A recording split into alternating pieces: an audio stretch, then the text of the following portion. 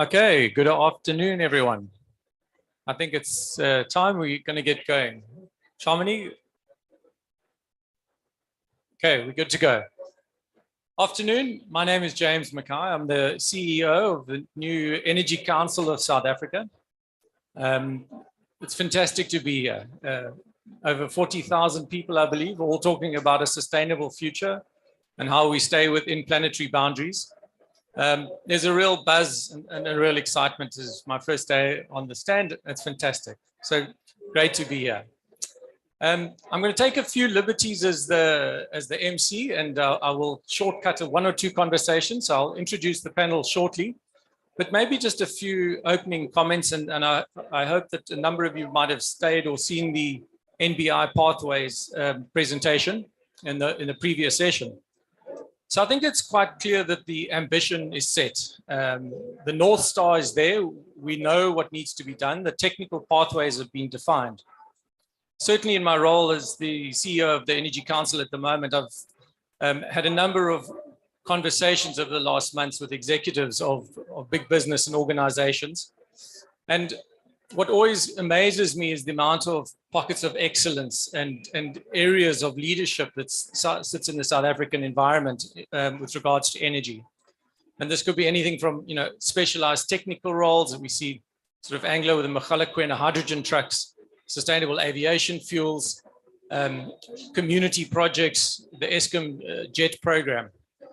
So I think that the technical design has been set, and we heard a lot of that detailed and robust planning from the NBI team.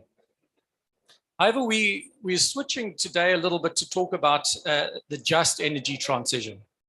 And so I'm going to challenge the team, the panel a little bit to say, have we appropriately defined JET?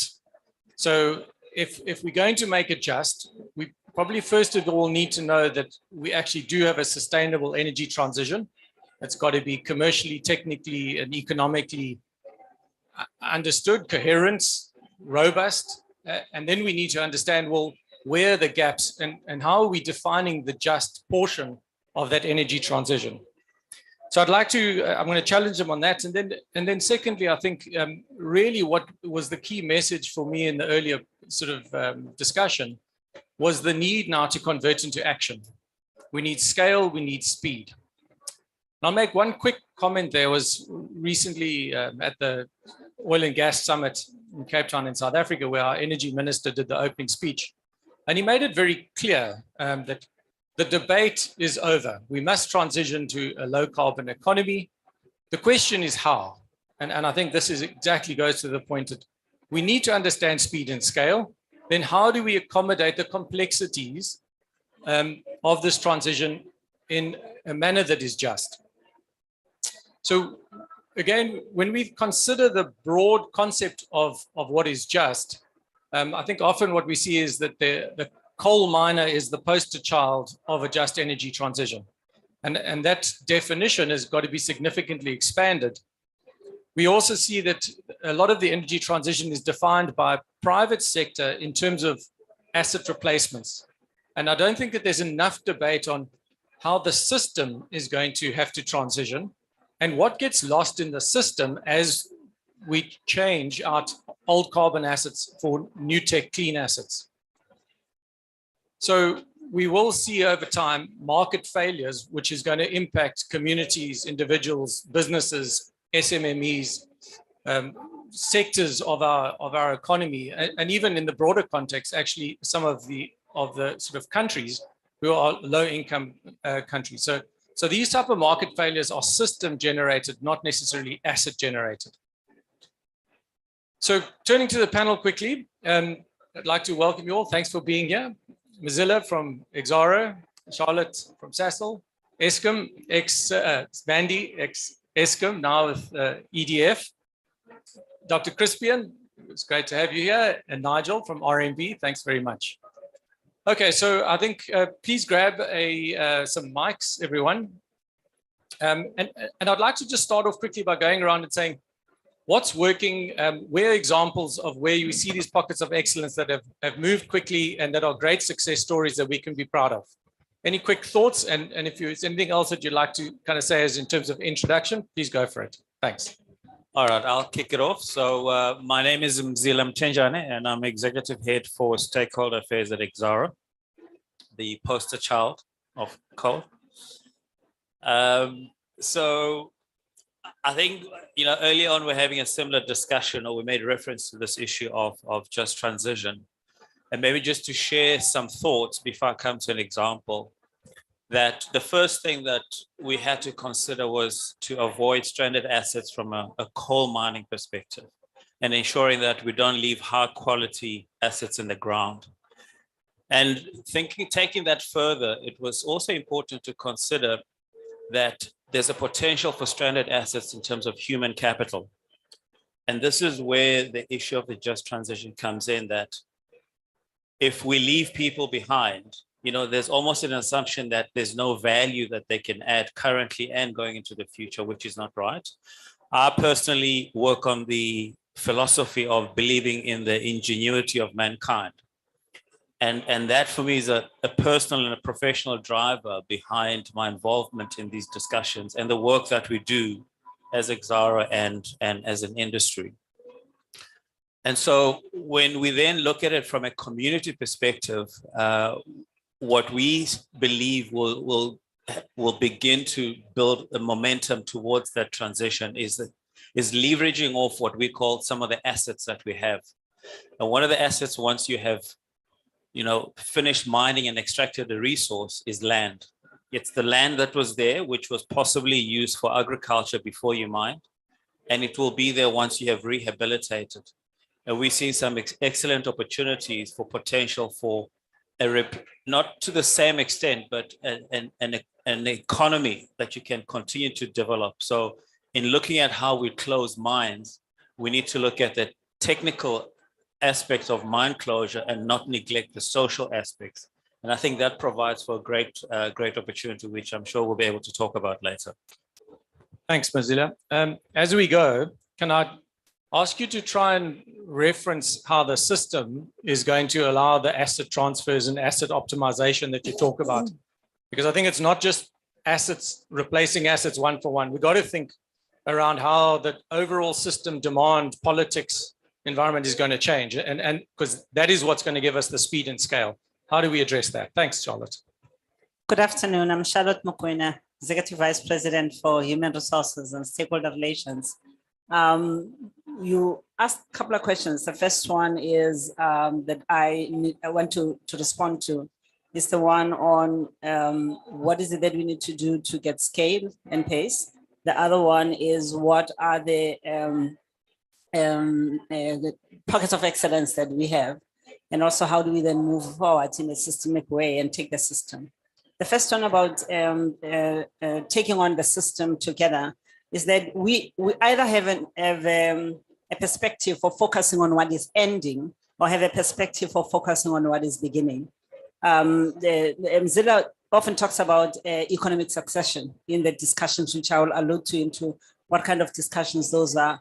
And as we take the systems forward, we need to look at what are the assets on the basis that we are taking the system forward. And that system can be impacted communities, and it can also be emerging opportunities. We can concentrate on what is ending and labor on it, or we can look at the master plans of what is beginning and actually build new economies. So we need to look forward into the reindustrialization of those areas that were once coal-based or whatever the asset was in the past, to what other industry can we start and what other industry can we be catalysts thereof taking a full system in human capital, suppliers, communities, and use the assets of that particular area.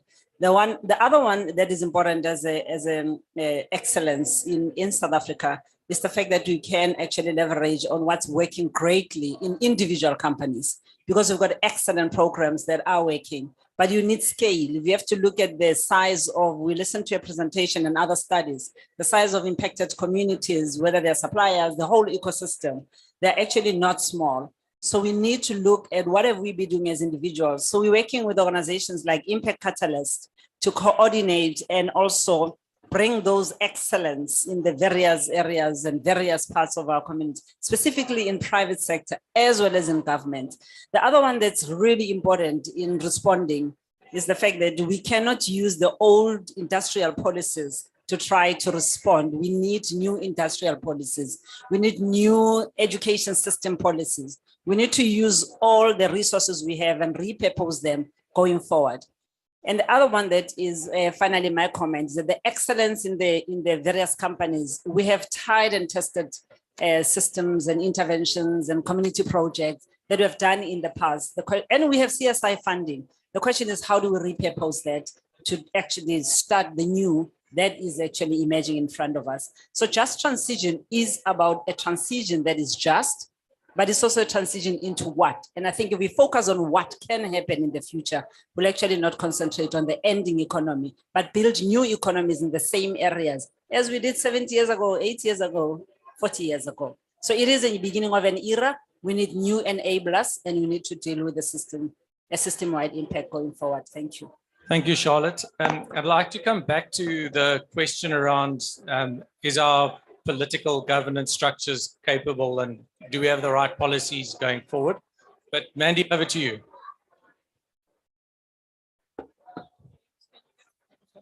Okay, thank you, James. So I think from what Charlotte was saying is a perfect segue into what our experience has been at Eskom. So I was at Eskom, as you know, until 14 days ago.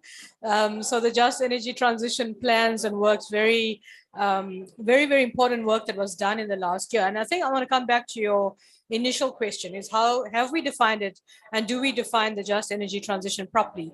So if you look at what Eskom has been solving for, is still solving for, energy shortages in the country, aging plants. Our plant is on average 43 years old.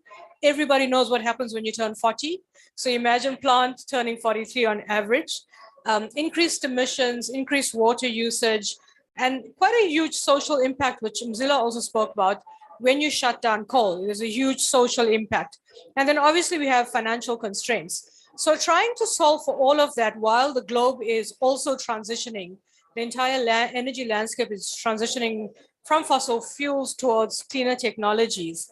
And when we looked at this, we thought, actually, the Just Energy Transition plan that we want to table, that we worked on as Eskom, is not a panacea, but it comes very close to solving all of those challenges.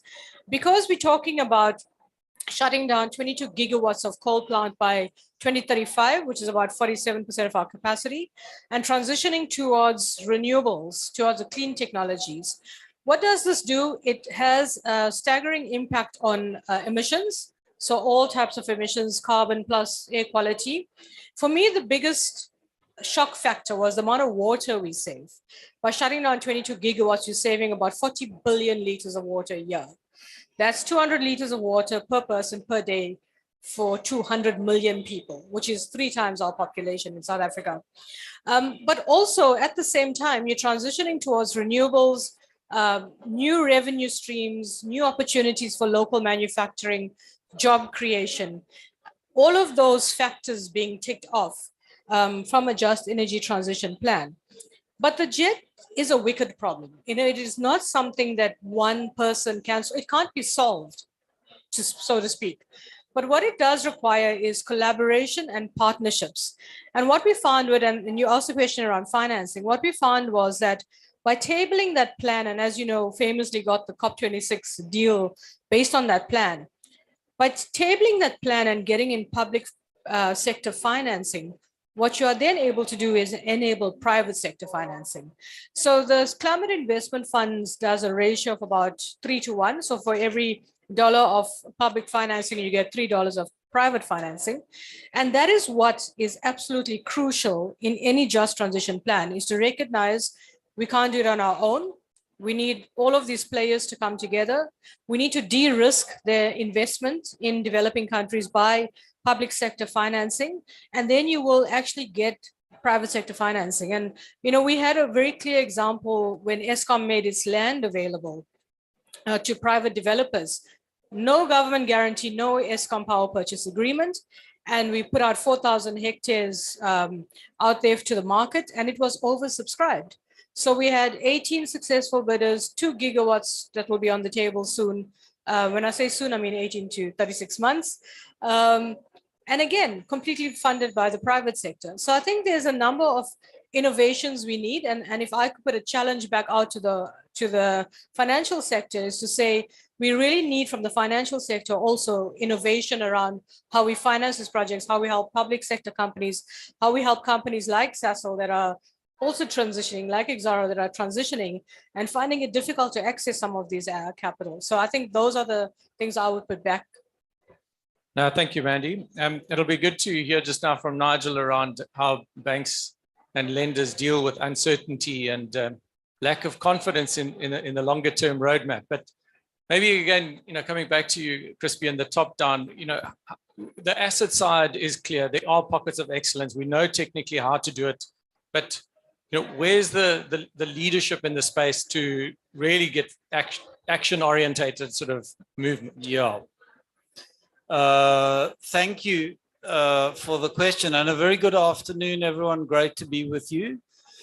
So I want to point to what I think is a core structural problem that we're dealing with around the just transition, and with a particular reference to business, because you each pursue opportunity and profit individually. It's a competitive economy. In fact, you're precluded from collaborating. Otherwise, you'll have the Competition Commission fining you.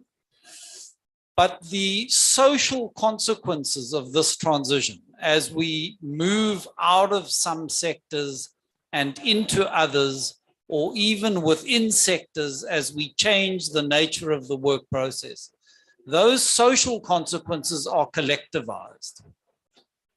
And from where I'm sitting, I mean, there is some excellent stuff being done individually. So, I've watched with great interest what Exxaro is doing around economic diversification in the communities around your mines. I've loved what Sasol is doing with Impact Catalyst and thinking through industrial policy strategies. And I love the Komati model that Eskom has built. My only regret is that Mandy's not staying there to make it actually happen. But business doesn't work together around the just transition. And I don't know quite what the missing piece is. I think for a long time, as this policy framework was developing, I think business was a little bit cautious because they weren't clear where this was going. Was a bunch of, fanatical radicals going to demand that you surrender property rights around a whole range of areas? Or, I think you weren't clear where this would land. It's landed. It's doable. It's in fact not only doable, it's the right thing to do. And if we want this transition to happen, we have to take the core social partners, the workers in our economy and the communities that support your various business activities. We have to take them along, or the whole process is going to unravel. So I do feel that there's a moment now that we need a greater level of collaboration. I've been struggling, for instance, to get a more coordinated approach out of the mining sector around mine rehabilitation. It's the key thing. If we don't get it right, we're going to exit Mpumalanga's coal. And that exit will happen over a decade or two. but we're going to exit and leave a wasteland.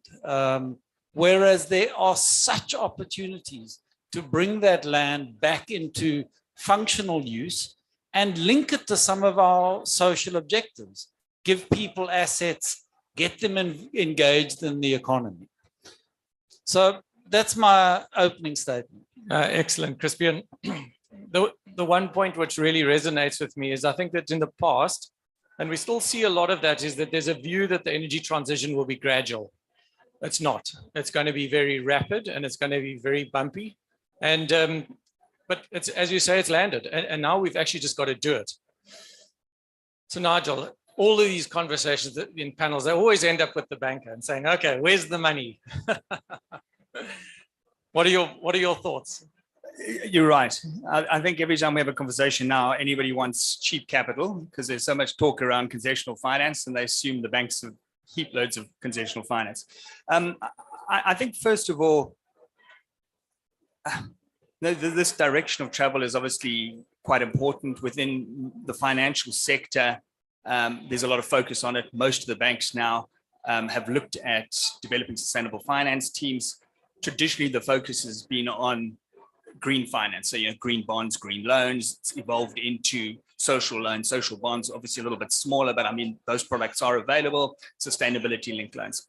The one gap that we are seeing at the moment is kind of the transition finance. And I'll be honest, even though the JSEs, put out the transition bond segment, the transition finance is a gap.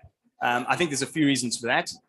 First of all, there's no clear framework around what transition finance looks like. I mean, there are a few frameworks that we're working on. There are a few that are publicly available. And I think without that specific document and the socialization of that specific document, a lot of fossil fuel intensive companies are scared to issue a transition instrument because they fearful essentially of being called greenwashing.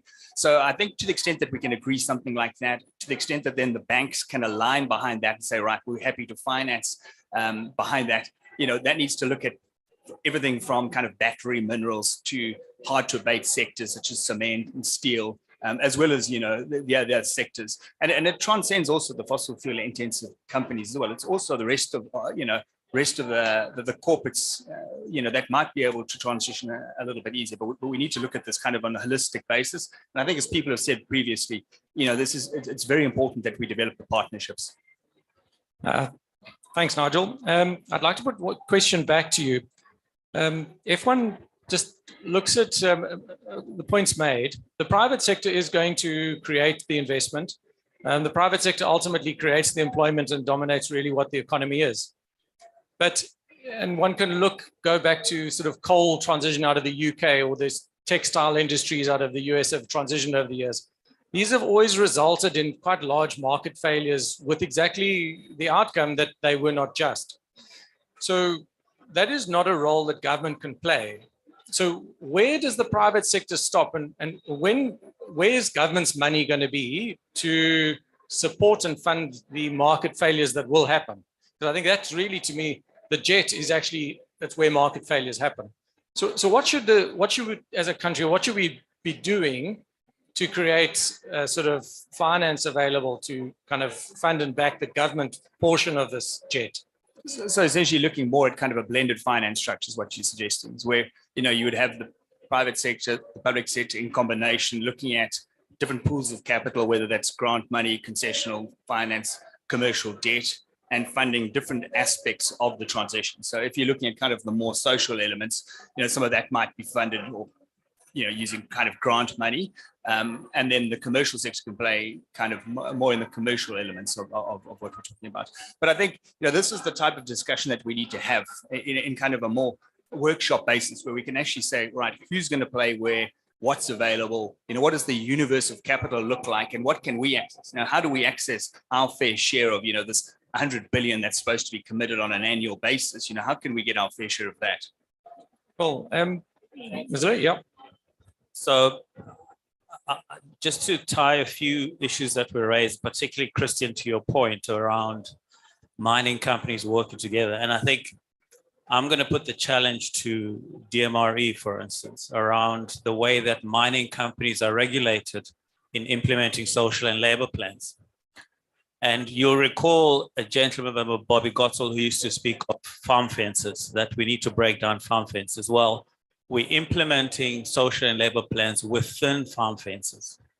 And that's where the opportunity lies to break down those farm fences in terms of the money that we would have spent in any way in that location, especially where you find clusters of mining companies. But those mining companies are still expected to spend individually. And I think the same goes towards rehabilitation funds. So from a source of funding and type of funding, that's a huge source of capital that's lying idle. That could play a huge role in as far as, you know, beginning to see that capital coming forward and enabling this transition to happen. Yeah. Thank you. I just, earlier I alluded to the fact that I will give an example of some of the projects of cooperation, and we will be guided by the lawyers in terms of competition. But we have started conversations around bilateral. When we were doing mine closures, we used to look from the mine farm out. When you're doing just transition, you need to look at from impacted communities back, because I think the impact will be on communities, on the ecosystem, on the suppliers. So when we are neighbors in Mpumalanga and other regions of the country, we have to look at who are the impacted communities and what are the opportunities and what are the assets that are there. So we're having bilateral conversations as corporations on what resources do we have, what expertise do we have from training, reskilling, upskilling, transition, projects we do for workforce that is exiting, and we're exchanging notes from the social impact perspective, because I think we have identified the fact that the legislation and the industrial policies we have now have kept us inside of our silos, but we cannot continue to doing that. So we've started those bilaterals. We're looking at various projects in agriculture, industrialization, renewables, and also reskilling. One of the funding options that we need to look at is what are we doing with the Skills Development Fund? And that's another pool of resources that we can use for skills revolution that's required for the green economy. And we have a lot of failure as well already, that we need to say what were the causes of the failure in the system, and how can we make sure as we get into the green economy, do we make sure we do not repeat the mistakes we have? So we have projects individually that we're looking at, those from employee side, supplier side, but those that are going to look at the industrialization and reindustrialization of the communities and the local economies. Because another thing about just transition, the master plans that we have for the nation are going to be lived family by family, employee by employee, supplier by supplier. So we need to bring them to a level of executability in the communities where we actually do business. So those are beginning. We're having conversations in various projects, and we're taking the expertise and the resources we have and pivoting them into those projects. So we are looking for those nuggets of expertise that are community by community. Even the research we follow now is based on what communities are impacted, and then who else is doing business in that community. We're challenging even businesses like retail that are actually in those areas, much as it's a branch, but there are players in that economy. So we're gonna have to pivot and do things very differently. And we're asking for an enabling environment to ensure that we leave nobody behind. There are resources, there are expertise, there are excellent projects, and we're beginning to cooperate. One-on-one groups of 3, we're setting up those task forces to build and commercialize those projects. So James, if I may just add as well, I think the question you asked earlier, and then coming back to how do we finance around a systemic approach. So when we looked at the Komachi Power Station project that Chippy referred to a bit earlier, is Komachi shut down its last unit on the 31st of October. And so, 1,000 megawatt plant, we shut down the 125 megawatt unit on the 31st of October. And as with the past, in the past with Eskom's power plants, it basically was shutting the doors and walking away. But with Komachi, we took an approach to repower and repurpose so that you can return economic activity in the area where the plant's being shut down. So when you talk about local, it's about local to the local municipality. So when I talk about systemic approach, it was about looking at how do you repower and repurpose Komachi in various ways. So the repowering, and we had a lot of engineering studies that, informed what we would do at Komati. So the PV, the batteries, the wind, the renewables repowering, I think, was a no-brainer. So the whole point about the just energy transition is the technology questions are easily answered. It's a no-brainer, but you have to take a systemic approach as well, that it's not about committing to one type of technology. It's looking at what work in that area. So for example, at Komati, besides the PV, the wind, battery storage, we're also looking at agrivoltaics and microgrids. And that comes to the second part around the repurposing. How do we use the facility to not just employ high-end skilled labor, but also labor that are low-skilled or underskilled that you can use in activities around Komati. And then the next part around being systemic is around the financing. So you can't just have one sort of approach to financing. We had grant funding financing the training facility that we've put up at Komati, while we have World Bank concessional loans for the construction of the PV plant, the wind and the battery. And at the same time, we're talking around other investors that could invest, like the private sector. So looking at EPC contracting, looking at owners, engineers to maybe come in and build those PV plants, bringing in private sector capital. So I think what's very important is to understand that there isn't a one size fits all. Even in our program, our JET program as Eskom, it's a different approach to every site. And I think we have to look at what works for that plant, what works for that community, and also that what works for the financing of that facility. But the biggest barrier we've been facing is regulatory barriers. So the financing and Nigel will tell you there's a lot of financing available in the private sector, in public financing, the multilateral banks. But one of the biggest things is that if we don't get the regulatory environment correct, and we referred to industrial policy earlier. Industrial policy, energy policy, financial policy, environmental policy, if those are not aligned, we will get nowhere. And a very good example is the IRA, the Inflation Reduction Act that the US just passed. And what we're hearing back from the US is that they can't cope with the number of investors that want to come into the US based on IRA. And those are the kinds of things we need to look at to enable additional investment in the country. No, thank you, Mandy. Crispin, I'm going to hand over to you, but I just wanted to pick up on this thing. I think we're all in agreement. South Africa has done an amazing job and is leading sort of a lot of this energy transition discussion around making it just. However, we're not going to get there by doing piecemeal projects. That's, we will fail. Not through anything, just that we can't achieve the speed and scale needed to stay kind of globally competitive and meet the ambition that has been set out.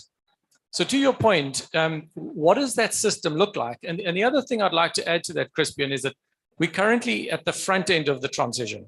What happens when we get midway or on the back end of the transition and the roles are reversed, where we actually do need some carbon intensive industries and businesses to stay alive, stay reliable, because we actually still need them. And they play a very important part in the integration of services into the economy, but actually they've fallen below the economies of scale of being commercially viable.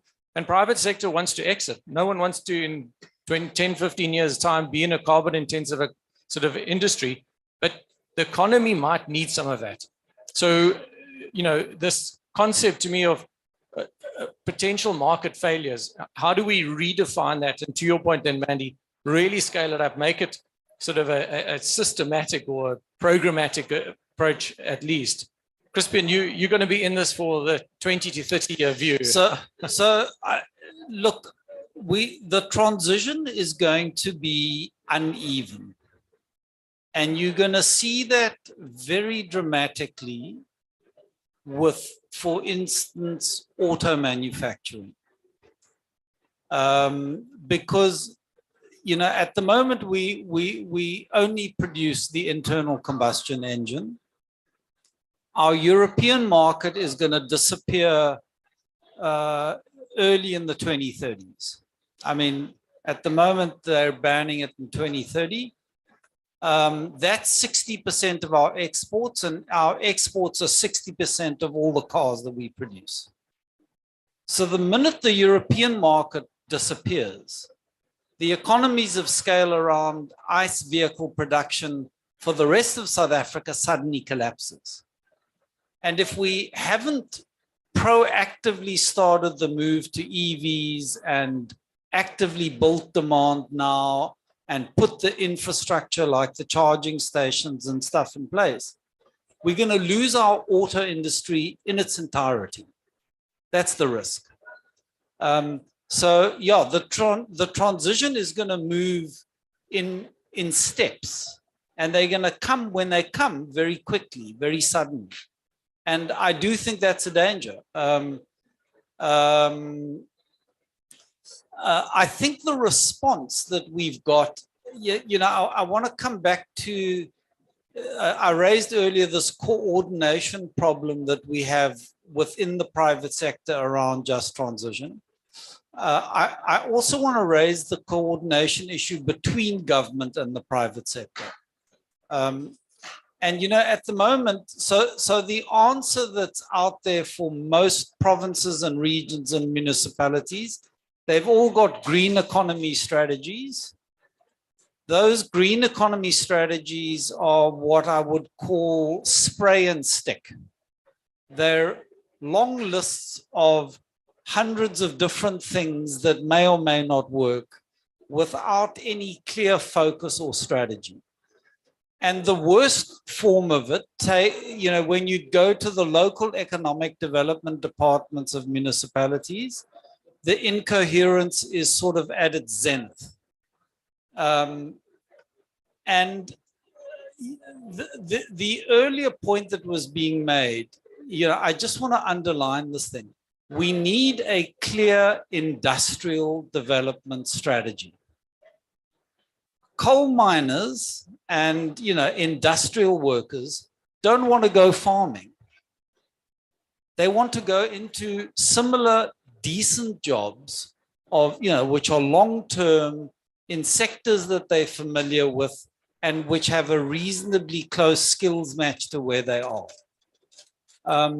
And what we're doing a grave disservice to our country by rolling out these, unfocused green economy strategies.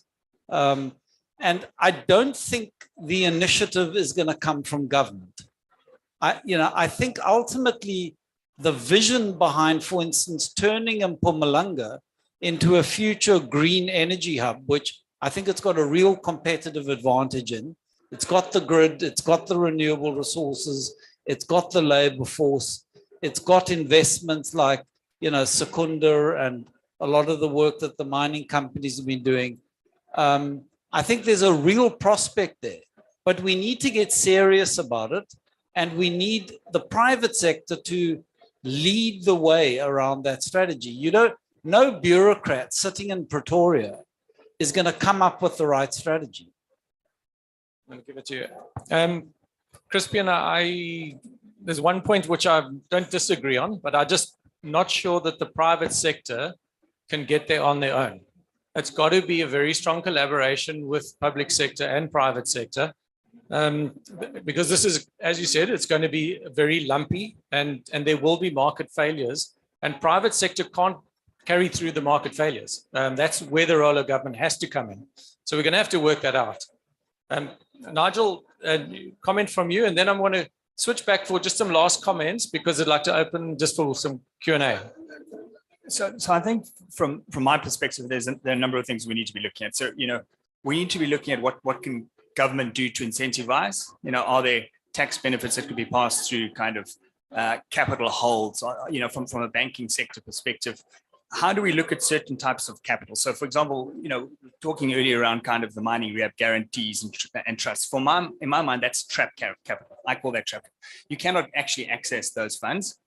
It is a perverse incentive because it essentially forces you to rehabilitate at the end of the life of mine rather than do concurrent rehabilitation. Now, so we need to look at legislation. We need to revise legislation so that we can access that capital now, so we can actually start using that for transition.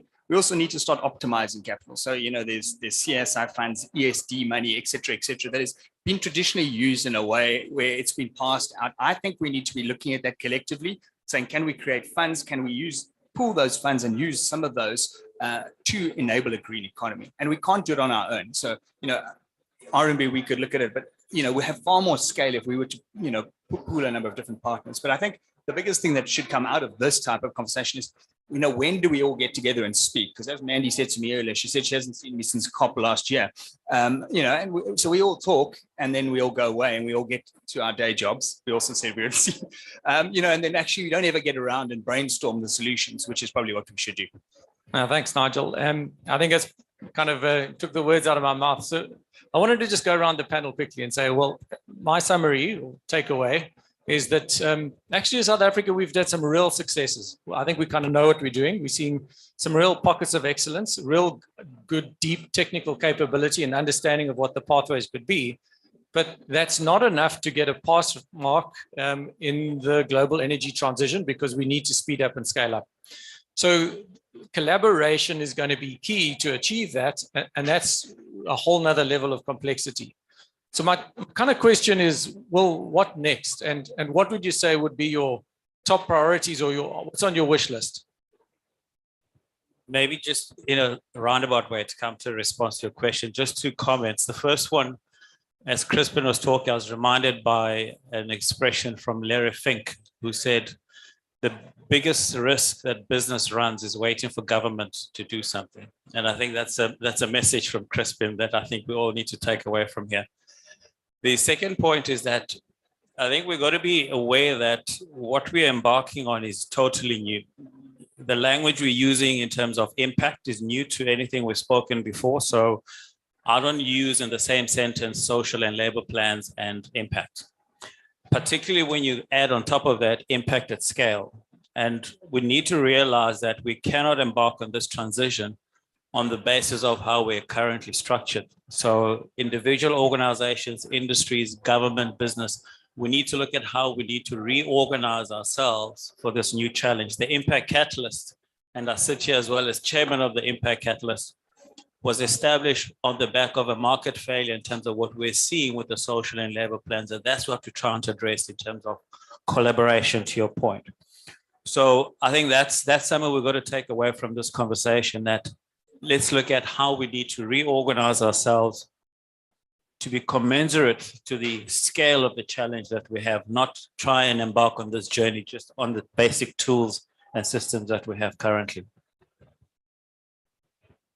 Thank you very much. I think the most important thing is to actually pool resources, put together think tanks that are specific around critical projects that are possible.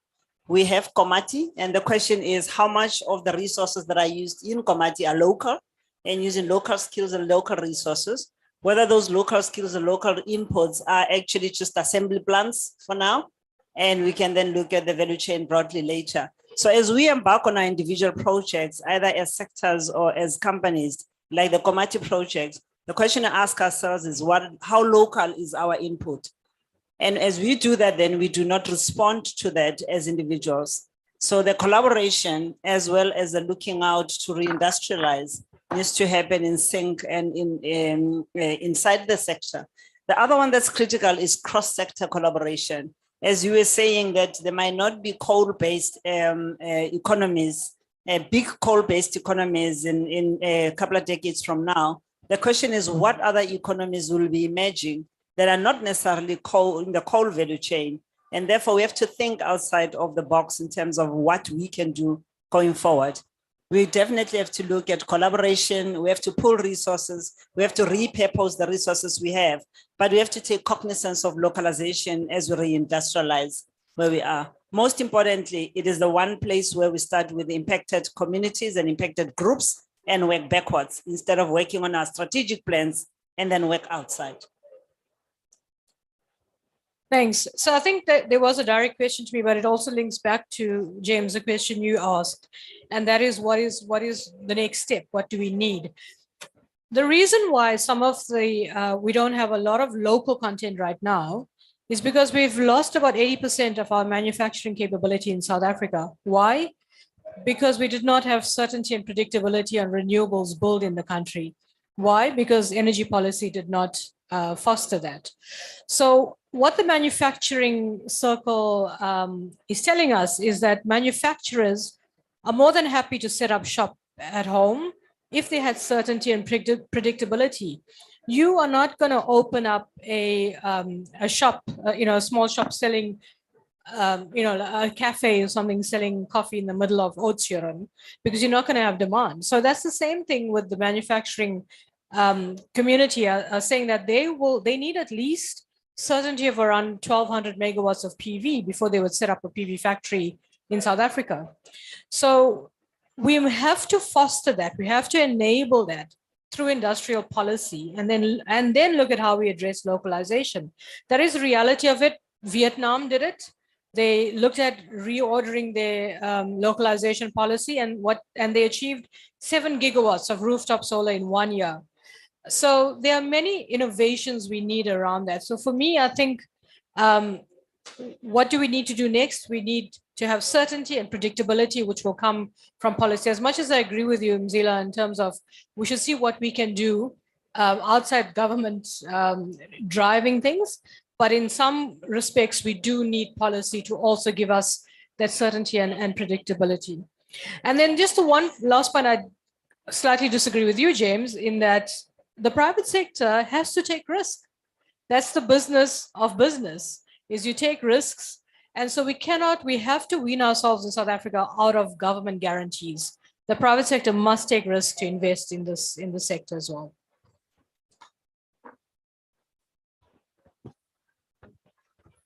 Okay. So in reply to your question, James, I mean, there's some things only government can do. So they must create the incentive regime across the economy. And, we need to work with Treasury to get the taxation and DTI on the tariffs and the other incentives that they structure. Only government can run the social security system and the transfers between the state and households, which are integral to this just transition.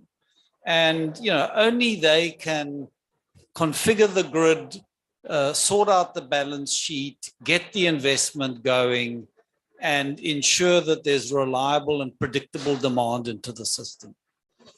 But there are other parts which I feel are being left to government and are, as a consequence, being messed up. So we've got a broken skills development system with a well-established funding mechanism. So the funding is there. We've got these dysfunctional seaters, and we've somehow got to work together to fix that system, because the money's there. But we're wasting it through a whole lot of very inadequate interventions. Similarly, on enterprise development, I mean, please don't leave this to the Department of Small Business Development. You're kissing it goodbye. It's the one sector where business has got to roll up its sleeves and get going. And I mean, I love some of the initiatives like NBI's Climate Finance Accelerator. I mean, I think, impact catalysts work. I think there's excellent stuff that we can use as the basis to go to scale. But it does mean that the private sector needs to play a more robust and coordinated role. And Joanne was reminding me the other day of an intervention we had some years ago that business led, called the Business Trust. I don't know if any of you remember them. But they made some major interventions in key sectors of the economy. And they were well-run, very carefully thought out interventions. I worked in the tourism sector at the time. And, all of the business trust projects around tourism, I thought had great impact. And it's a mechanism that I think we need to blow the dust off and maybe come back to as a way of taking this forward. So what do we need? In my view, we need a cross-sector collaboration platform at an operational level. So it needs to be people who are actually, practically operating in this space. The CEOs and ministers can sign what we agree. I think sometimes a lot of these discussions are held at very senior level, and to be honest, it doesn't lead to practical outcomes. We need to have strategic thinking with practical outcomes, that's solutions driven. We need competitors to start becoming allies. So if you think about the mining sector needs to start collaborating more. I mean, I think they are, but I mean, many years ago, you would have one mine with, had water make, another mine needed water, yet they wouldn't speak and they were right next to each other. And for me, that just made no sense. And I think this also applies to the banking sector. The banking sector need to actually become allies in how we're doing this. We're not looking at our own balance sheet. We're actually looking at, South Africa Incorporated in this instance. So I think, that's what we need. In my mind, we need this cross-sector collaboration platform. Excellent. I think we vehemently agreeing. And the point is, I think we've got to start with our successes is what I'm hearing. And there's lots of them. And I think as Team SA, we can actually be very proud of what's been done in this space. The next key point is that we can't wait for government, but we really do need them. And so we're going to have to work very hard in building sort of much more robust relationships and kind of collaborative partnerships. Lastly, we've got to change our thinking and some of the boundaries that we've traditionally had. Certainly, just as the Energy Council, I think what we're seeing is that there are far too many organizations in the energy sector. There's too much noise. That's the number one issue that most of the executives say to me. So we're working very hard to try and say, how could we sort of get around the table? How can we collaborate? How can we create a much more unified voice in the energy sector so that we can be more action oriented and more collaborative? So I think that there was sort of a huge amount of knowledge downloaded, but we've got 10 minutes left for a couple of questions from the audience. Let's see, number one here. What do you? Thank you, Jock de Vos from Vodacom, and thanks for a very insightful discussion. Private sector take risk per definition. What my question to the panel, you referred to, Marlon, the regulatory constraints. In the absence of clear guidance and let's say confidence in a revised regulatory framework for new innovative business models, we will end up with a fragmented effort because the majority of, let's say, listed entities do have a net zero target. So I think there's the willingness, there's the private sector balance sheets that we can leverage. In my view, step one is a more conducive regulatory framework. The question to the panel is there political willingness and the time frame in which we'll get clarity and confidence in a new agreement? Thank you. I'll give you my quick view, which was my opening position, was that we all aligned on where we need to go, but I think there's misalignment on the speed. The global energy transition is dictating we need to move rapidly to stay a globally competitive economy. But I think that the policy and regulatory environment probably is looking at a gradual transition, whereas business is trying to drive a rapid transition. I think that is a challenge. I don't know if there's anyone who would like to comment on that. Thanks for that question. And I think Vodacom itself has shown a lot of innovation in the space of how we can move the needle forward without or despite government regulation. So from, when I was still at Eskom and when we had lots of meetings on the just energy transition and people said, how can we help you? The number one thing we said was not money, by the way, it was advocacy. So we have these electricity crisis structures set up in South Africa. We have various meetings. They meet every day, every week, I think. But like James is saying, it's not quick enough. So the more of us advocate for what needs to be changed, the better it is. I mean, like all of us sitting here are not government, but maybe there are some government people sitting here. But I think we have a critical mass around advocating that we actually need to see action. We actually need to see certainty in frameworks is what we need. But in the meantime, I think we must also look at the regulations with a very critical eye and look at what we can achieve without flouting governance, but getting projects moving, getting implementation going, despite what the regulations might say.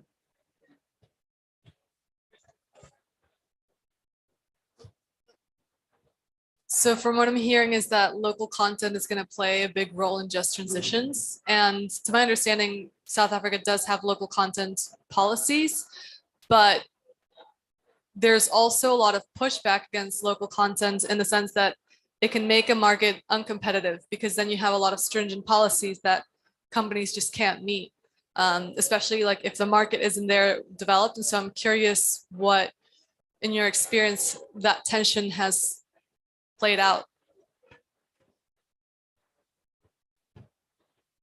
Thank you. I'm going to give you an example of a cooperation that can work if we tend to look at policy and innovation differently. PPE. Every single company that's sitting here, maybe not banks, maybe not government, we use PPE. And we aggregate the localization of the industrialization, or even just either manufacturing or assembly. I don't know how you assemble PPE, but the manufacturing of PPE, we can actually have a very high uptake of PPE. And we have seen a project, a very successful project in the aggregation of the offtake of PPE. So the collaboration we're talking about is actually looking for SA Incorporated. And if we're importing a piece of PPE for 10 rands, why don't we actually invest 10 rands, 10 cents? Because that is going to create a local economy that actually feeds on each other and broaden the ecosystem in that particular environment where the PPE factory is. So we're looking at those kind of practical examples of localization. When you look at all the panels that you're going to use in renewables in South Africa, we have IP in this country sitting in one of the universities. The question is, why are we not commercializing it? Because each and every company has got some renewable offtake that it has.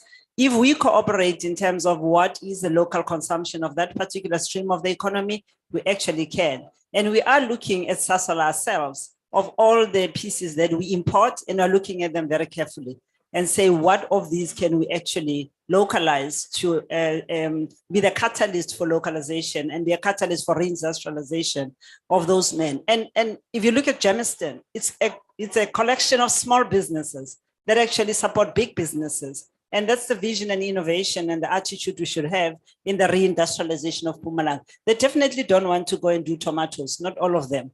But some of them will have, we can go into a PPE factory. They can come out of one factory into the other. And that's the attitude we are taking and are collaborating again as industry, two company industries, two company collaboration, three company collaboration, and what are the localization opportunities we can for the emerging needs and the existing needs in our ecosystem. So those are projects we're looking at. We're looking at pivoting TVET colleges and making sure that we actually take on government in terms of how are you utilizing the skills development funding.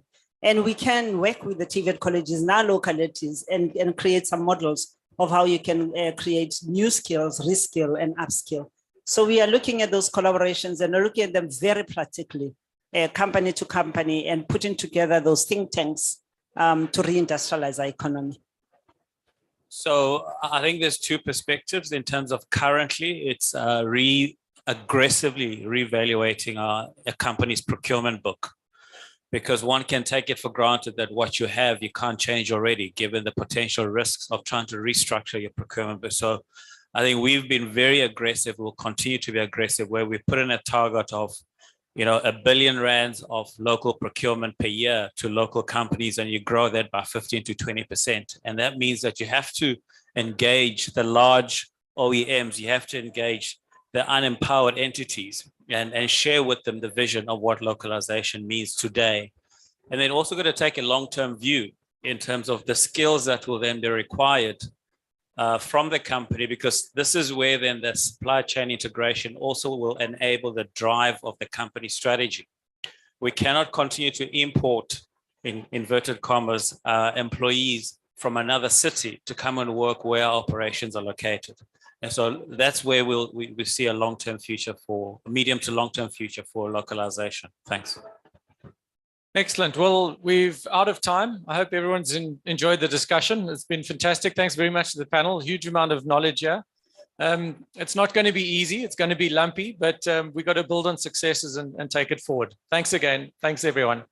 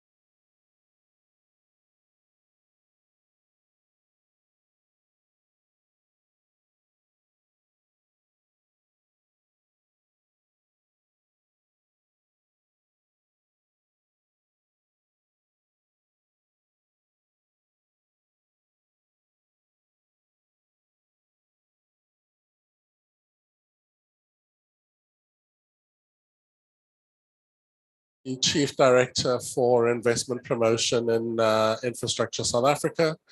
And today I'm going to talk to you a bit about green hydrogen, and specifically around sort of two elements. One is a launch that's happening tomorrow by the Africa Green Hydrogen Alliance, which is a voluntary group of African countries that are collaborating and cooperating on green hydrogen. So tomorrow there'll be an announcement around production potential from the continent by 2030, which I think is a very exciting market signal. And then the other one is an event that we're hosting at the end of this month, being the inaugural South Africa Green Hydrogen Summit, which will be held from the 28th to the 30th of November. Yeah. Can you all hear me? All right. This presenting at COP while life carries on is very interesting from the front, I must tell you. So the format of today, I forgot I should say next slide instead of trying to press the button, is just to set the scene. You know, South Africa's sort of journey around green hydrogen up to date.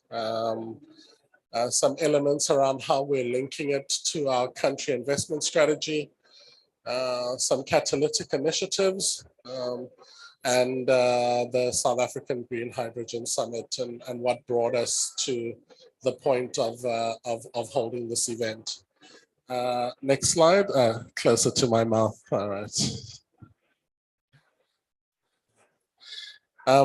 I think there've been a number of presentations today around green hydrogen. Some of the ones that I've heard have touched on what it is and how we're sort of getting ourselves to this point, but it's probably worth spending a minute or two on it. So South Africa, like many other countries, has a net zero by 2050 target. Last year, we updated our national determined contributions to be, I guess, much more aggressive and in line at the top end with 2 degrees of warming, and at the bottom end with 1.5 degrees of warming. And really where we said we would end up was dependent on sort of the availability of concessional finance to be able to make that transition.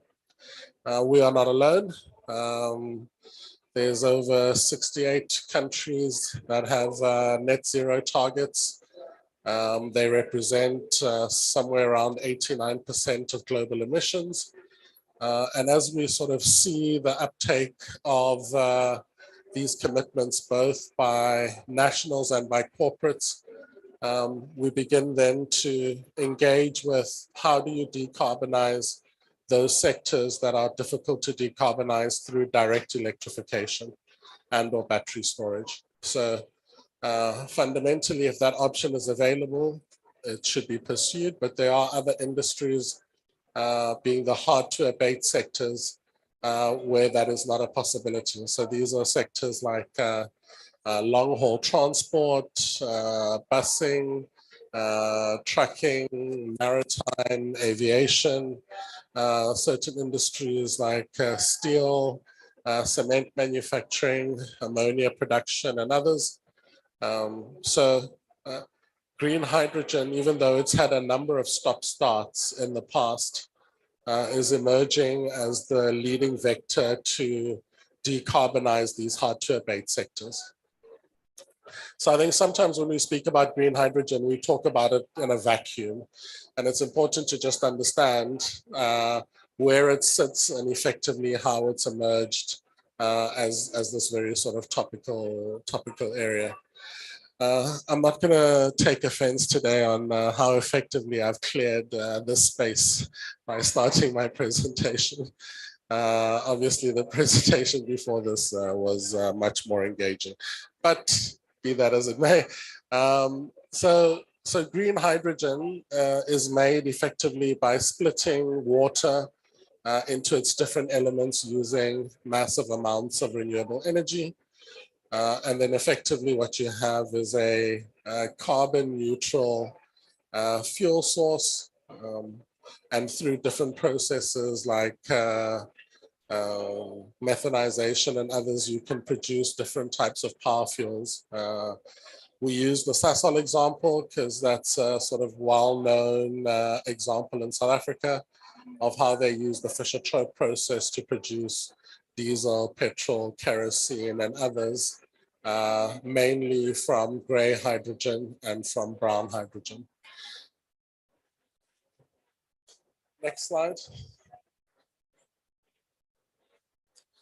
So South Africa's a long history in looking at green hydrogen. Sort of the last wave in terms of interest around green hydrogen was really focused on mobility. There was a focus on what would be the sort of alternatives in the sort of predicted move away from the internal combustion engine. So South Africa is home to 90%, well, between ourselves and our neighbor to the north, Zimbabwe, we hold 90% of known PGM reserves. About 30 to 40% of this goes into the production of catalytic converters for internal combustion engine vehicles. So as we see sort of the transition away from this type of mobility, it effectively poses a demand side risk for that sector.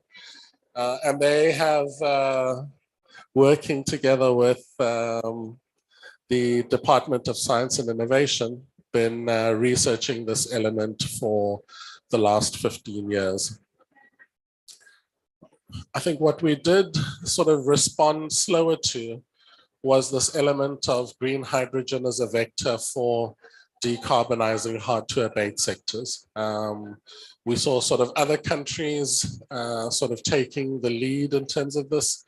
The one sort of strategy that stands out for me the most was the Chilean strategy that came out in late 2020.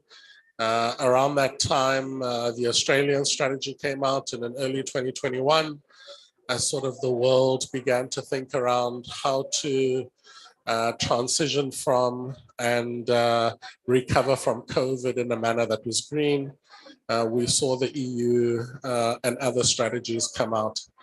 From a South Africa perspective, we were already engaged in the development of the Hydrogen Society Roadmap, led by our Department of Science and Innovation.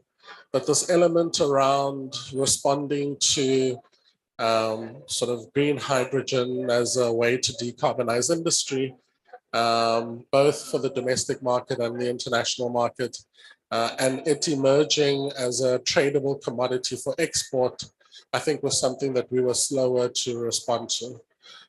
Sort of when we saw these market signals, we realized that to pivot a country strategy, and for those of you who have gone through the process of developing any country strategy, it's a sort of long and arduous process, sort of filled with significant public consultation. So it's not something that you can pivot relatively quickly.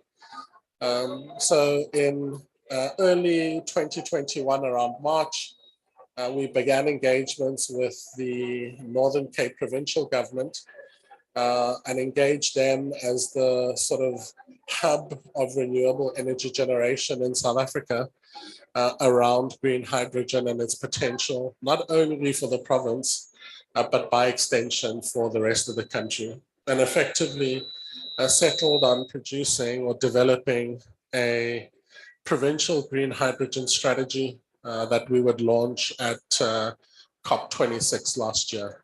And all of this happened in a period of about 6 months. So from first discussion to strategy generation to approval through provincial cabinet structures and others, and ultimately its launch at COP was, you know, a example of sort of national and provincial collaboration and what can be achieved when sort of like-minded parties pursue something of a national strategic importance.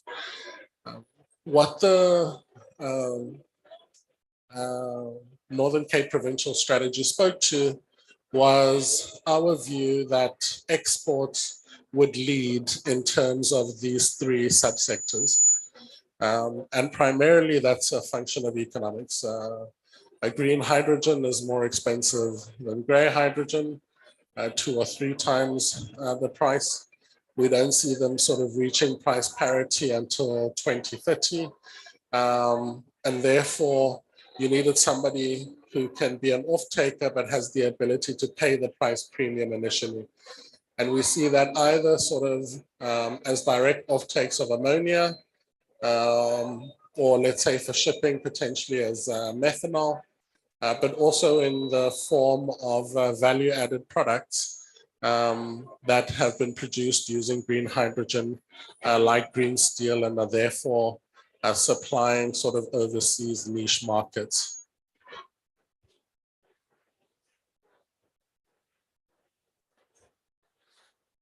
So, you know, that sort of lays the background, but it's important to sort of understand how significant the potential of green hydrogen could be to the South African market. So this is some of the info that will sort of emerge from the green hydrogen commercialization strategy that will come out at the end of this month or early next month. But also is the South African component of the research that was done as part of the African picture. And what it paints to is an element where South Africa has the potential to produce 4 to 8 million tons of green hydrogen derivatives a year by 2050. This would sort of be premised on capturing about 4 to 8% of ammonia exports, especially to sort of the East in terms of Japan and Korea. So as many of you will know, Japan is looking to co-fire ammonia in their coal-fired power stations, with potentially up to a 50% co-firing percentage as a way of reducing the emissions of their coal-fired fleet.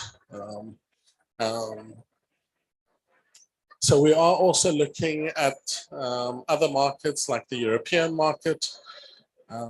But I think in many cases we have been sort of very focused on Europe for obvious reasons. The sort of best case scenario that existed for green hydrogen in December of this year now looks in a post-Russia-Ukraine war scenario as a very poor base case scenario. So obviously, there has been a lot of interest and focus on Europe, but equally there's emerging potential, which is important for us not to lose focus of on the East. In order to be able to meet these sort of significant potential sort of market opportunities, it's predicted that green hydrogen demand will increase. Not green hydrogen, total hydrogen demand will increase 7-fold. To green hydrogen, it should make up somewhere around 10 to 20% of the energy mix by 2050, if we're to keep sort of global warming below 1.5 degrees. So these are sort of significant elements where the focus from the South African perspective is not just the end production of green hydrogen or the molecule, but ultimately the elements around the value chain that also need to be ramped up, where South Africa has a role to participate. From a domestic demand perspective, we see green hydrogen as being a significant vector for the decarbonization of industry and potentially supplying up to 2 to 5 million tons a year by 2050 to the domestic market. So it's also important to understand that when we sort of look at the significant capital value associated with some of these projects, up to 65% of it is based on the renewable energy generation element and the electrolyzer element. So the electrolyzer component is one that we have a strategic advantage to play in terms of the ramp up of that production. Because like I said, we are home to 90% of known PGM reserves, and platinum is a key factor in the development of PEM electrolyzers. So really, we see this as something that is not just around the production side, but having significant supply chain opportunities in terms of ramp up. Also, if you speak to developers, the challenge at the moment is not around potentially the cost of electrolyzers, though they are a significant cost component, but just your ability to secure electrolyzer production for projects that would be coming on stream in the next 2 or 3 years. So this is a significant opportunity and one that we'd be looking to exploit. There are some important hypotheses in terms of this, just underlying elements which need to be in place in the short term in order to build South Africa's story towards 2050. The first of this is we need to be able to position ourselves as a green hydrogen export destination to build those relationships with offtake countries, to prove ourselves as a reliable supplier, to have projects that can deliver the end product in a manner which is economically and commercially viable. And ultimately, we predict that we would need to be able to attract investors to build 3 to 5 gigawatts of electrolyzer capacity and sort of 6 to 10 gigawatts of dedicated renewable energy by 2030. So some of these numbers don't sound big in the world of green hydrogen, but this is also within the context where there's only 1 gigawatt scale project, the NUM project, in development anywhere in the world. So sort of shifting between what people say and what bankers will fund and what will actually reach financial close is where rubber is ultimately going to hit the road. So also it's worth sort of keeping in mind that through all of our renewable energy IPP rounds in South Africa, we now have an installed capacity of about 6 gigawatts. So we're saying we want to do potentially double that by 2030, so just to sort of speak to the scale of the challenge and the opportunity. And like I said, sort of 65% of the capex of these projects cost is on the renewable energy component and the electrolyzer component. South Africa's had tried to have sort of localization of renewable energy for many years, but because of the stop-start nature, the peak and valley approach of RIPPP rounds, it doesn't allow an element of consistent demand around which sort of capacity can be developed. So it becomes sort of boom or bust. And at the point that projects are announced, till the time that they must actually reach financial close and go into implementation, that element around production capacity becomes a bottleneck. So we also see elements like this where projects come out on a more, I wouldn't call it a gradual basis, but a more consistent basis as something that could then underpin large volumes of renewable energy production locally and the economies of scale that would allow for sort of tier 1 PV manufacture and others. As part of sort of the development of this element, we do need to sort of think around localization, but ultimately we'd be looking at it in a way such that it is driven by the business case around the sector and doesn't sort of form a cost or administrative burden in terms of the sort of delivery of these projects, because we are competing against other regions in the world, especially for that limited amount of premium early stage demand. If you speak to funders in this space, generally they'll be like, we've got the funding, we're hungry for green hydrogen projects, show us the pipeline and we'll come to the party. And then ultimately, that's a picture based on aggregate demand. there's lots of interest, there's lots of announcements, there's lots of potential that one can see. But ultimately, when you need to bank these projects, and it will be interesting to engage with developers in the room, it's not based on aggregate demand, it's based on the strength of the PPA and the terms around it.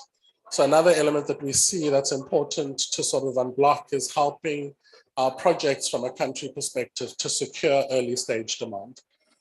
So we're in negotiations with a number of large offtake countries around government to government cooperation agreements that are underpinned by two elements. One is that element of helping projects link up with off-takers. And the other one is increasing the pipeline of project preparation funding. Because we can see sort of that element of sort of significant associated cost, especially for sort of smaller, more local developers. It's quite a large check size to write or equity to raise to get, through pre-feasibility study, never mind sort of the full feasibility. And how do you sort of buffer that element such that if possible, there is an element of blended financing, grant funding, such that developing and small scale developers don't get diluted too early on in the project funding life cycle. So we are looking at bilateral agreements with a number of European countries, and we want to leverage off of our strong bilateral ties with a number of countries to the east. China might stick out for a lot of pundits there because it's anticipated to be able to self-supply. It has the renewable energy resource plus the market, but there is still an expectation that there will be imports of ammonia and some other products into the likes of China, with whom we have strong relationships. And then ultimately, you need a deep pool of technical skill and funding. So yes, we have deep sort of liquidity in local markets, but this element will be tested by the scale of the projects and programs that we're looking at. Next slide, please. So these are some relatively scary numbers, and it sort of talks to what would that 13 million tons, 6 to 13 million tons equate to. It would need sort of renewable energy capacity of 140 to 300 gigawatts. It would need, so the market opportunity is between 15 and $30 billion a year. Some of the numbers that we've seen is that it could sort of increase GDP growth by 3.7%, be a market somewhere around sort of $22 billion a year. It would require sort of cumulative investment of 100 to 250. That should have $1 billion at the end, dollars. So it also puts into the context some of these discussions that we're having around $8.5 billion of just energy transition partnership funding. So if, let's say, the MDBs, and they will play a major role in terms of how the funding of some of these projects rolls out, are only a small part of this, how do you then anticipate that more private sector projects? Obviously, I'm like very lazy because my hand keeps on dropping as I go. My hand keeps on. Anyways, I'll try and I'm going to call this my workout. Anyway, so one of the elements that we're seeing in terms of this is we're expecting, especially for the early stage projects, an element of ECA funding to come in. Because we don't have, let's say, the capacity to sort of meet the component element, especially in the early stage as we build that capacity. So there's an opportunity for product suppliers to sort of link up an element of ECA funding as a way to de-risk and crowd in the multilateral development banks, and then only sort of leave that smaller element for commercial banks largely de-risked, which is generally how they like it. So And then the important one from a socioeconomic perspective from South Africa is the ability to create up to 1.4 million jobs, which is phenomenal. Next slide, please. So there's been a number of policy pronouncements regarding green hydrogen. So the first, like I said, was actually a provincial strategy from the Northern Cape that came out at COP last year. In February this year, the Department of Science and Innovation released their Hydrogen Society Roadmap that had about 70 or so deliverables or action items across multiple departments. And then sort of later this month, the latest piece will be DTIC's commercialization strategy. Sort of how do we commercialize and industrialize off the back of this opportunity. In parallel to this, in May of this year, the presidency issued the draft country investment strategy for public comment. It identifies sort of existing sectors that have the opportunity to attract more investment, like renewable energy, etc. But it also identifies 5 nascent sectors that have the potential to be sort of investment game changers. The first is green hydrogen. You can link that also with big frontier number 3, which is SEZs, because we see sort of the development of these projects, especially the in-battery limit component happening within sort of SEZs to take advantage of the tax credits that are available, etc., but also to provide a buffered environment through which investment, greenfield investment can happen. And then also sort of linking that to hyperscaling, ESG, and impact investing opportunities. Because if we're looking at sort of the scale of these projects and the large amount of capital required, it does have to speak in ESG language. Never mind sort of the cost element associated with it.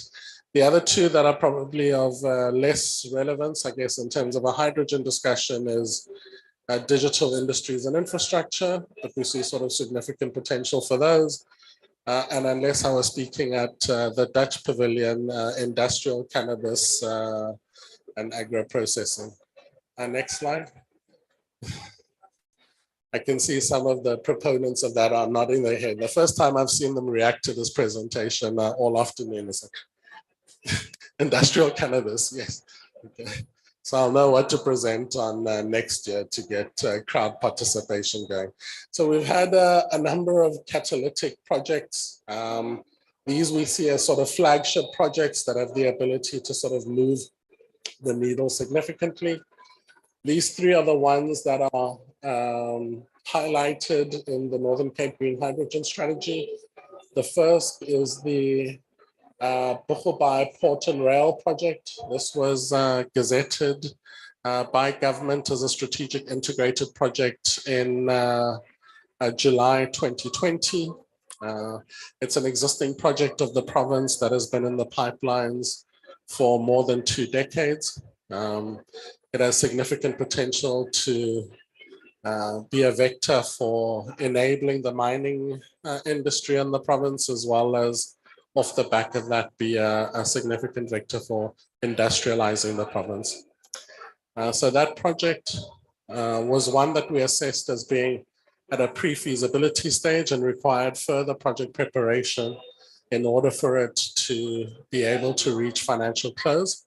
And one of the elements when we started this engagement was what was the potential to have a green hydrogen production hub next to the point of export, and also close to the point of renewable energy resource. And that's sort of how that story began. And to date, that project now, in many cases, sort of far outweighs the port project itself. The port project is a major enabler of that project, but from a scale perspective and the master planning perspective, and I won't steal the Northern Cape's thunder, who are presenting, I think, on Thursday, are talking about, you know, master planning and resources of up to 40 gigawatts of renewable energy capacity for that zone.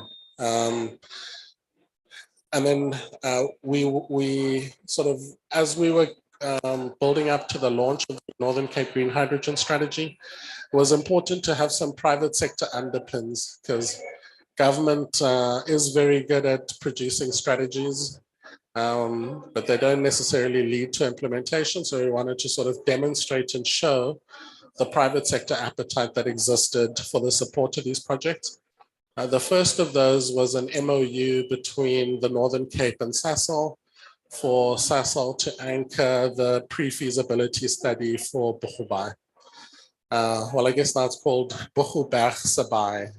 And then for anyone who's not from South Africa, I challenge you to say that 3 times really fast up here anyway. So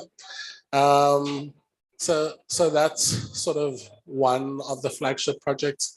Another one that has been supported by DSI is the Anglo Consortium project from their mine in Limpopo, Mogalakwena, through Gauteng down to Durban, and is a Hydrogen Valley concept project around moving their sort of trucking from being diesel powered to hydrogen powered.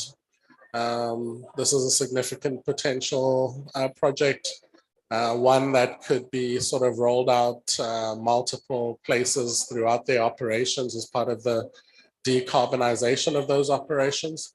I would be very interested to hear the sort of, I can sort of understand and see Sasol Anglo's strategy around decarbonization of their operations, but I'd be interested to understand sort of how they see this sort of sector emerging as a major source of demand for platinum, and where they sort of could see government assisting in terms of that. And then the last one is the Priska Power Reserve. About 2 months ago, we were there sort of with the Premier and the ministers and deputy ministers for our Department of Public Works and Infrastructure, engaging the community around this project in the Northern Cape. It is one of the most developed projects in the country. They've recently sold a 50% stake of the project to our local DFI, the Industrial Development Corporation, as part of raising the necessary funding to get to financial close next year. So many of these projects, even though a lot of them sit at a pre-feasibility stage, are eyeing elements around concluding financial close or their feasibility studies by next year. So hopefully we'll be having a much more tangible discussion around these kind of projects when we next meet again. Next slide, please. It's probably worth mentioning that these aren't the only projects that we have. We have a pipeline of, let's say, almost 20 credible projects in different parts of the country, of different sizes, focused on export and domestic markets, looking to produce different types of fuels, from hydrogen gas itself, to ammonia, to methanol, to kerosene, et cetera, all of which I only really talk about projects that have gone through our screening process and have been registered in the Infrastructure South Africa pipeline, but that makes up projects of more than $20 billion. That sounds like a lot, but the Northern Cape and others will tell you of investor interest on a standalone basis, which could equate to 40 gigawatts of electrolyzer capacity interest on a standalone basis, which would equate to $20 billion on its own. So, you know, I think it is one of these elements where success breeds success, and there's a momentum that builds. And we aren't the only example of where that happens in terms of a rollout model. So the summit itself is in many ways an acknowledgement of the fact that we have not done as good a job as we potentially could in terms of marketing South Africa as an international investment destination for green hydrogen. Wherever we go, and you'll find sort of different delegations who travel to different parts of the world, the conversation in one way or another sort of ends up in green hydrogen. As part of the build up to the summit, we presented to the Northern Cape provincial exco or cabinet. And the minister had been on a UK EU investment roadshow. And he said like two things came back as standing out for him. One, sort of every conversation at some point veered towards green hydrogen. You know, you're there to go talk about something else, funding. But at some point it's going to veer towards what is happening in terms of green hydrogen in South Africa. Maybe that's not so surprising in a European context, you know, given their current energy challenges, but it is a significant opportunity for South Africa. And the other one is that South Africa's story is not well known or understood. Relative to our neighbors, Namibia to the north, or Chile, or Saudi, or Morocco, and others. In a sort of pre-Russia-Ukraine war scenario, I'd say, we're all competing. But given sort of the degree to which the demand curve has shifted so significantly in the last 9 months, I think there's significant opportunity for everyone. So now there's an opportunity for much more supply side cooperation and coordination. And from an African continent perspective, collaboration. So we're hosting this summit as a way of inviting the world to come to South Africa to hear the South African story on one hand. And on the other hand, to more effectively tell the story to the South African community and market and industry and funders, why we see particular unique opportunity within green hydrogen. So it's both an internal and external sales pitch. We are holding it in Cape Town at the end of November, mainly because that coincides with, you know, the depths of winter in the Northern Hemisphere. But also, I guess, in this case, we are sort of using this Green Hydrogen Summit as the first time that the South African government itself is anchoring a discussion around green hydrogen and inviting the public, industry, funders, and others to come and participate both locally and internationally. It will then be followed by site visits on the 1st of December. There'll be two. One, a very sort of limited group bespoke visit to Bochu Berg Sabai, because effectively you need to sort of charter people from Cape Town up to the northwestern corner of the country. I'm failing in holding this microphone up to my mouth. I must do some push-ups after this on the stage now. Anyway, so, and then the second bit is that element of regional coordination and collaboration has seen us also extend our hand and friendship to other African countries that have the potential and an opportunity to be players in the green hydrogen market. So we've invited delegations from Namibia, from Kenya, from Morocco, from Mauritania, and from Egypt. Because between those countries and ourselves, based on sort of the resource itself and the potential to meet markets, it should sort of make up the bulk of what the continent could potentially supply to the rest of the world and utilize itself. Next slide. We've been able to bring in a number of government and private sector sponsors, including the Northern Cape, which are anchoring the site visit to Bochu Berg Sabai, as well as the Western Cape, which is hosting an innovation day, showcasing what Hydrogen South Africa has been doing at UWC and UCT over the last 15 years. We've also had Sasol come on board as a sponsor.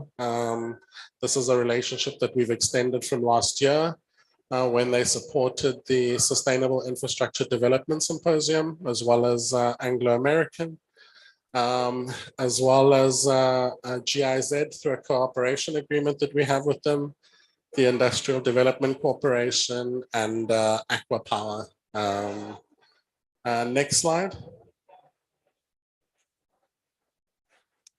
So the event itself was going to kick off with a press conference on the 28th, followed by a ministers and CEOs dinner. But in the light of the recent signing of the MOU between Sasol and ArcelorMittal that happened at Africa Energy Week, we felt that it was important to showcase this element of the potential for green hydrogen to be a vector for reindustrialization in South Africa, because that's really what our long-term plan is. So we're starting the day then early morning on Monday the 28th with a site visit to Saldanha and Freeport Saldanha, the SEZ there, and engaging with the parties and doing site visits to the mothballed ArcelorMittal steel mill that's there, that the MOU is looking to resuscitate. And then we go into sort of the full program.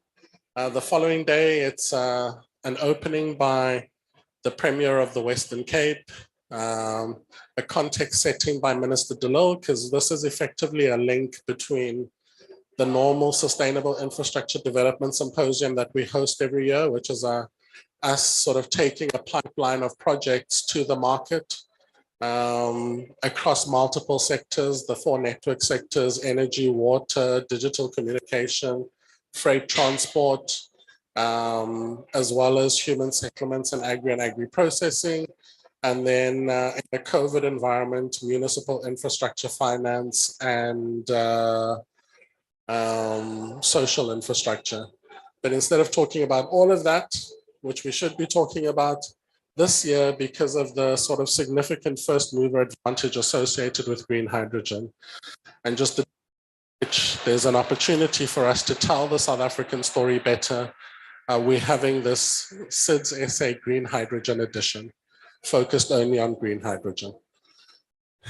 And then it goes into sort of the normal program. You would have sort of catalytic projects being presented, discussions around what green hydrogen means in terms of the energy mix, what it means in terms of the Just Energy Transition Partnership. We also make provision for bespoke technical discussions around policy and regulation and international frameworks and funding and financing, etc. So it becomes sort of multi-stream. And then the following day, we have engagements around what it means for the mining industry, what it means for industrialization, what it means for communities and skills. And we have a number of country presentations that we've invited our partner countries from. So we have delegations from Germany, the Netherlands, Japan, Korea, South Korea. Let me be specific in terms of that one, and a number of others. And then on the last day, we have the site visits. The Northern Cape is keeping their very bespoke one sort of under wraps a bit, because we don't want, there be a bun fight of people fighting to get onto the chartered flights.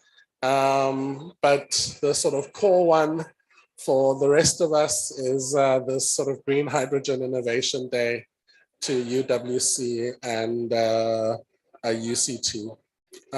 Yeah, so unfortunately though, the event is already sort of quite oversubscribed. So I hope everybody in the room has at least registered interest to attend. We had thought initially that a 500 person, in a 500 in-person event would be quite large on green hydrogen, but we are quickly sort of stretching those numbers more and more. Yeah, hope to see sort of many of you there. For those that won't be there in person, it will be sort of broadcast on social media channels, YouTube for the international audiences and others. Yeah, so this is really one of the initiatives that we're seeing as a way to market South Africa more effectively as a green hydrogen investment destination of choice. Thank you.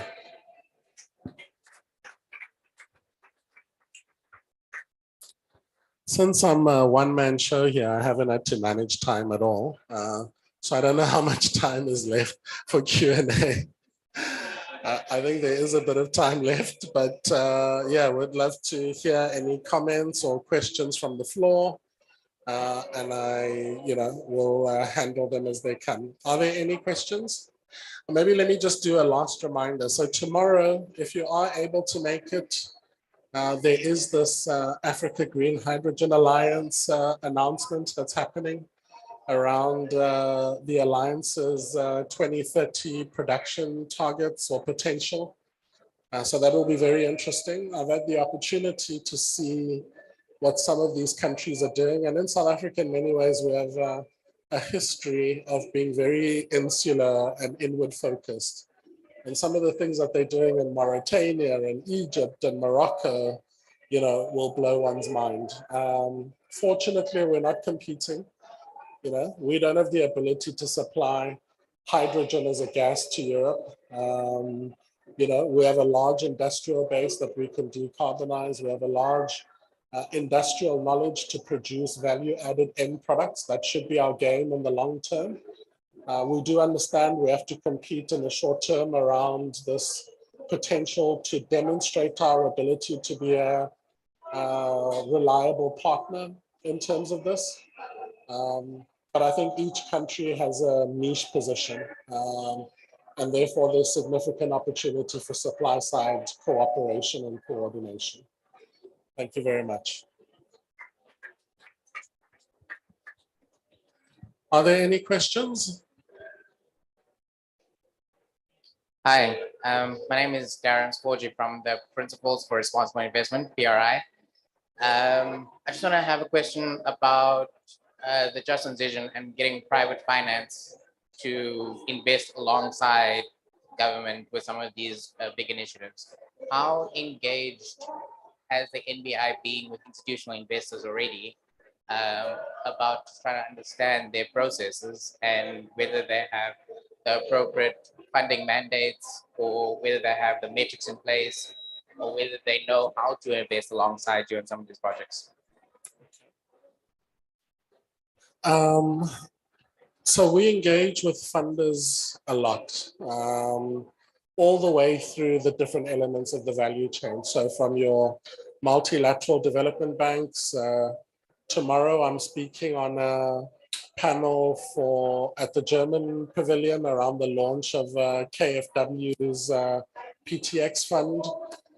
We engage with AFD, we engage with the IFC, with the World Bank, with whatever the British one calls itself, the former CDC.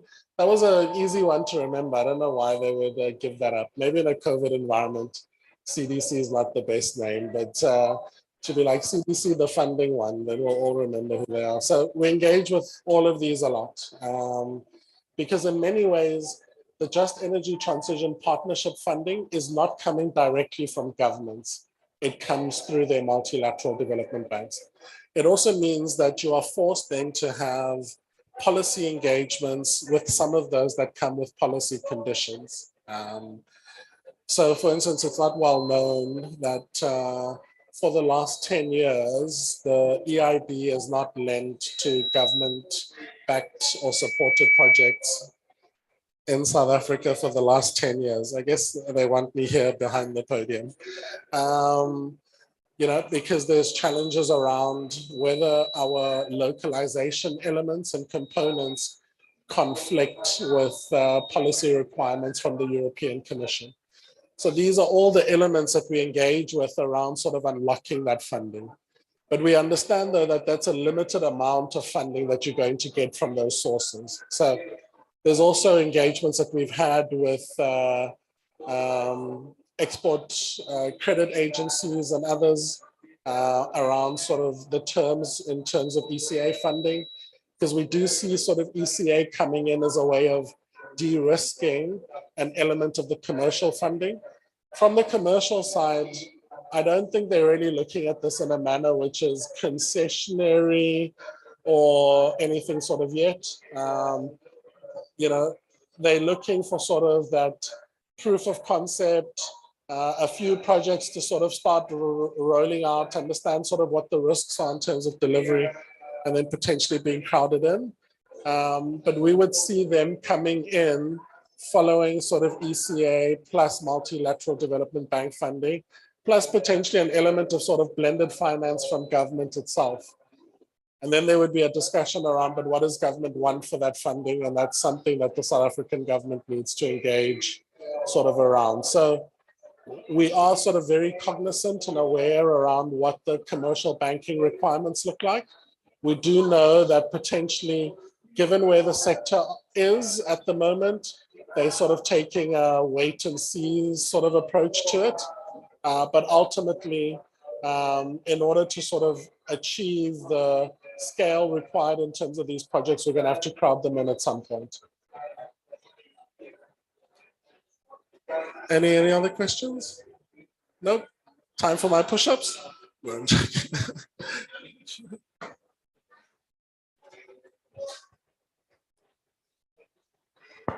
Do you hear me now? Yeah. Okay. I have one question regarding, because South Africa's electricity mix is mostly fossil fuel based. 65% you have is coal based. Do you have enough renewable electricity to put into hydrogen? Because when you have renewable electricity, you first electrify the easy to abate sectors, and then you go to hard to abate sector. So how does this will happen that South Africa will become exporter? I'm from Vito, from Brussels, Belgium. Okay. So a couple of things. One, yes, South Africa has a very fossil fuel intensive energy mix. It's more like 80% than 65%. 45% of our total emissions comes from Eskom, roughly speaking. That also accounts, importantly, from a continental discussion, about 40% of the continent's total emissions. So the decarbonization of the decarbonization of Eskom, I'm glad all the Sasol people have left because they'd be like killing me right now. The decarbonization of Eskom is separate to the discussion around green hydrogen. It's something that will happen, fortunately, through natural attrition. Our power stations, in many cases, are reaching their end of life. We have a very low energy availability factor. The quickest way for us to meet our current deficit of more than 6 gigawatts is through renewable energy. So we'll do that, right? And we'll see this transition as it happens. And then that becomes part of a much broader and much more complicated discussion, which I'm sure many panels today have spoken around how do you do that in a manner which is just, right? You know, discussions around green hydrogen are very highfalutin when you don't have reliable energy at all, you know? So how do you have this discussion within the context of energy availability and other issues? So the thing though is, in a South African context, the minute you touch the grid, then you are in the realm of something called the IRP, our Integrated Resource Plan.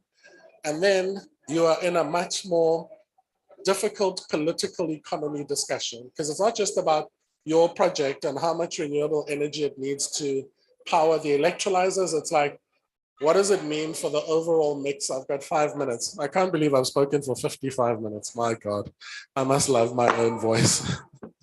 That's true though. But what it means then is you're in a much more complicated discussion around what does your project mean relative to coal mines in Mpumalanga, right? But fortunately, our framework allows for unlimited behind the meter renewable energy generation for own use. So you can and have the ability to build dedicated transmission lines to supply renewable energy at scale for your project. In an ideal world, you wouldn't have this dual infrastructure element, privately owned transmission infrastructure off of the back of and a portion of government-owned infrastructure. So it may then be built or concessioned on the basis of a BOT, like a build, operate, transfer, or the long-term concessions. But in an ideal world, we would be much more integrated in our discussions around new transmission infrastructure, which I'm sure Eskom has been talking about all day today, and what hydrogen means in that context.